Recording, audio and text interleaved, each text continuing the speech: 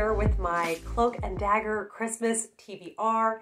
I cannot wait to tell you about what I want to read. I have included one or two books for each prompt. I do have more that I'm hoping to get to, but I would like to achieve Sherlock Holmes level for Cloak and Dagger Christmas. In case you don't know what Cloak and Dagger Christmas is, I will link down below my announcement video.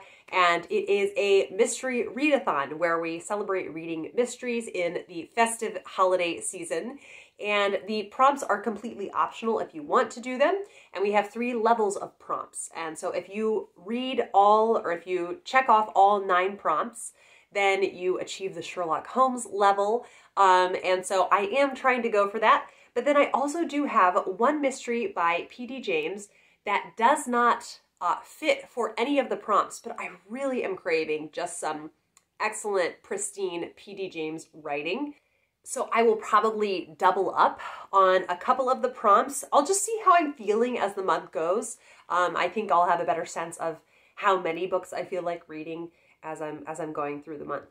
But the first prompt is the Inspector Bucket prompt, and I have 2 that I am thinking about for this. The first is The Case of the Stolen Sixpence by Holly Webb, and this is the first in a middle grade mystery series about Maisie Hitchens, who is a Victorian servant. I'm pretty sure she's a Victorian servant, and there's a stolen sixpence, and it is up to her to figure out what happened to it.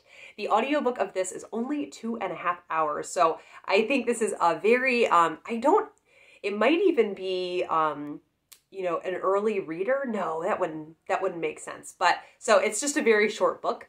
So this could be just extraordinarily easy to fit in. Or the other one might be Mrs. Jeffries Takes Stock by Emily Brightwell. I am feeling a little less get up and go about reading a Mrs. Jeffries book because the last book bored me a little bit and I just ended up DNFing it. So I'm hoping it was that book and I'm not just kind of bored with the series, because sometimes that does happen to me with series. But I'll just try it again at some point and I will let you know what I thought.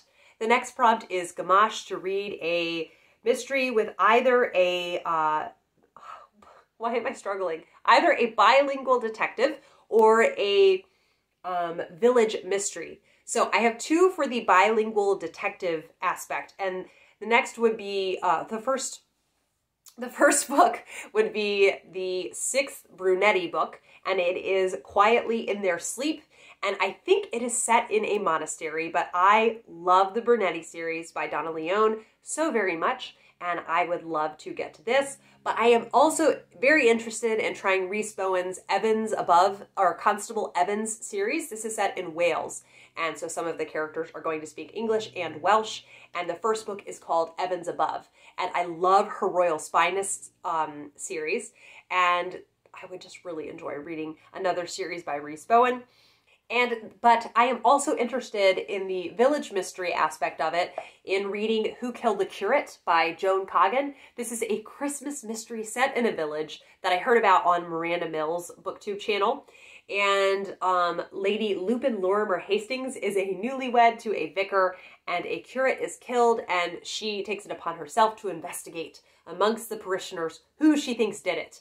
And it just sounds very charming, and it is very short. It is 151 pages, so this would not be hard to read. Although the print is not very pleasing on the eyes. The lines are pretty close together, and the words are pretty small. So we'll see what I think of actually reading the physical copy of it. And the next prompt is Tommy and Tuppence Read a Mystery with a Great Partnership. I am torn because there's a few I'm interested in. The first is Silence in the Library by Catherine Shellman. This is the second in her Lily Adler series. And I really loved the first one in this, The Body in the Garden. It is a historical Regency mystery series, and she is a recent widow.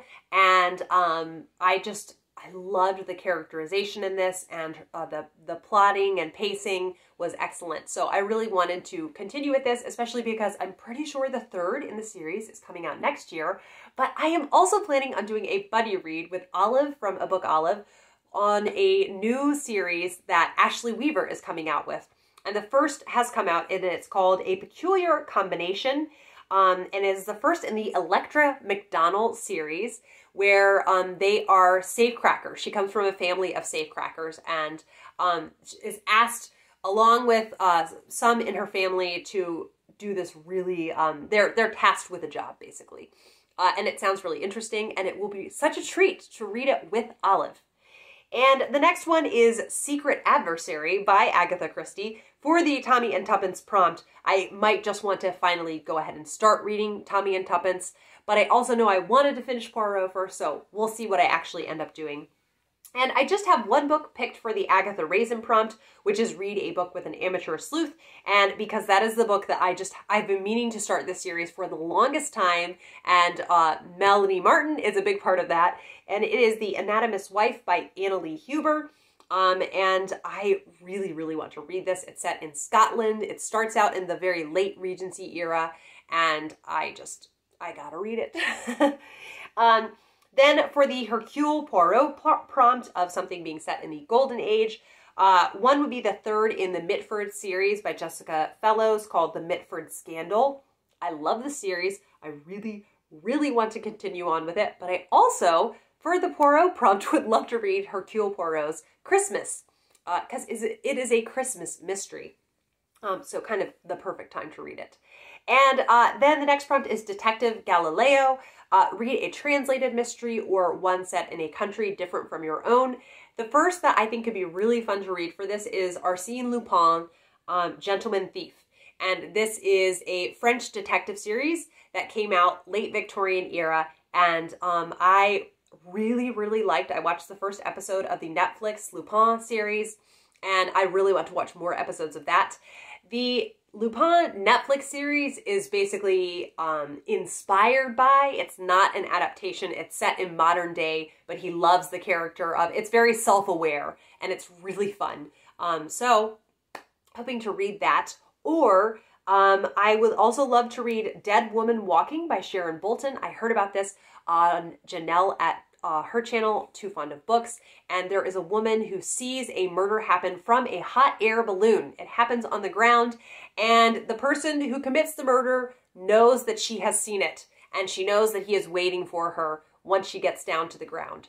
So it sounds really, really interesting. And the next prompt is Kinsey Millhone, read a mystery with a private detective. And so ironically, I have picked an Agatha Raisin book for this because at this point in the series, Agatha Raisin is a private detective. She opens up her own business eventually. It's the 20th book in the series, and I'm extra anxious to read it because it is a Christmas mystery, Agatha Raisin and the Busybody. And I'm also, though, interested in The Silver Pigs by Lindsay Davis. This is the first in her Marcus Didius Falcone series. I cannot tell what year it is set in. I know it's ancient Rome, but I feel like that's pretty broad. So I wasn't able to find a specific year for the series.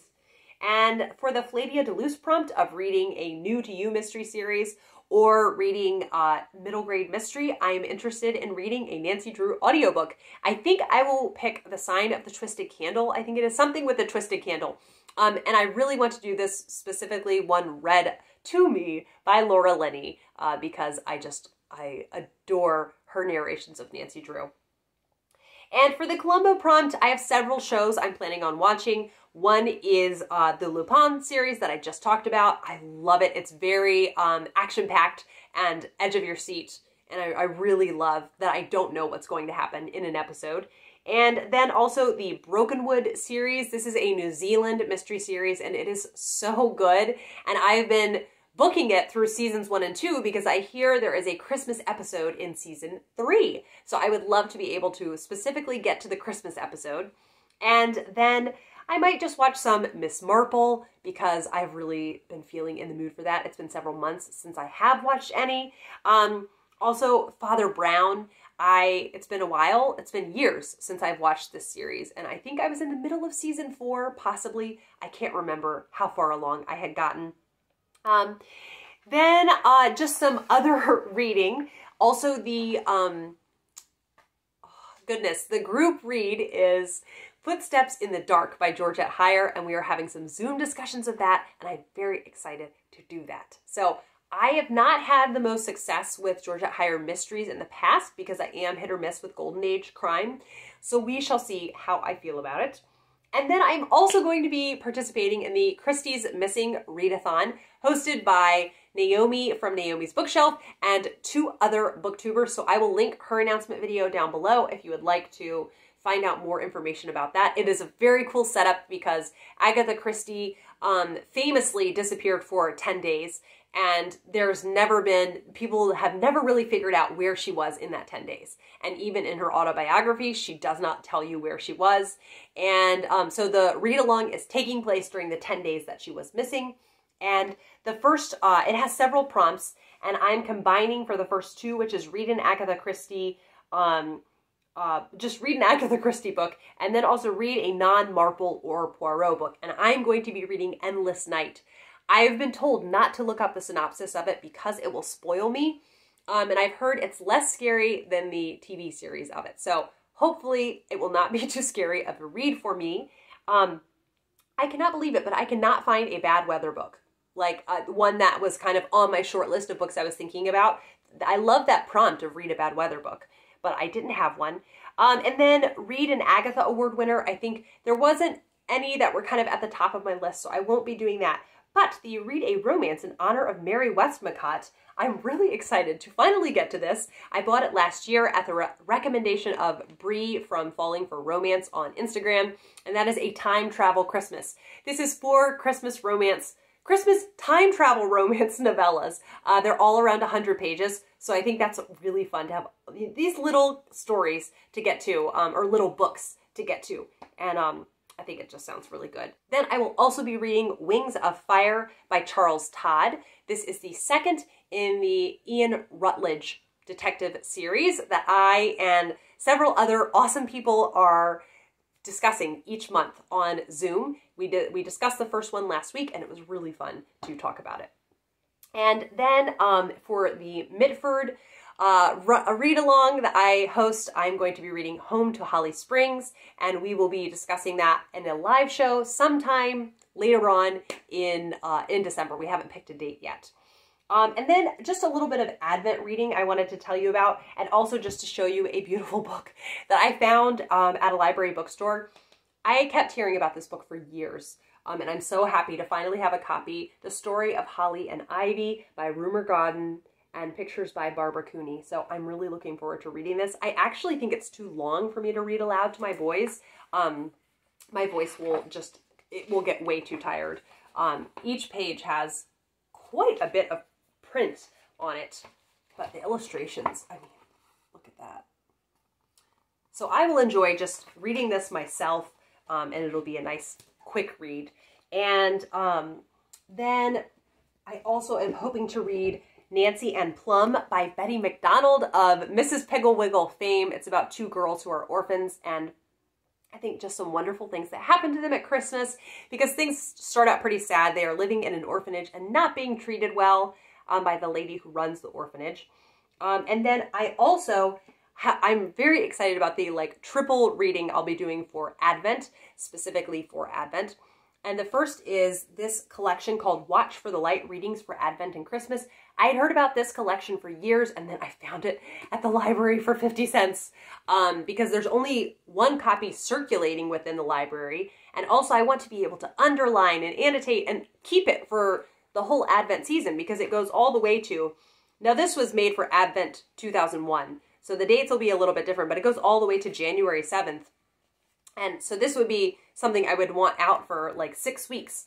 So I'm just very happy to have a copy for myself. And I've heard very good things about this. And it's readings for Advent and Christmas from different authors like Thomas Merton, Philip Yancey, Henry Nguyen, Madeline L'Engle, Annie Dillard, C.S. Lewis. So a whole slew of writers. And then I'm also planning on reading Come Let Us Adore Him by Paul David Tripp.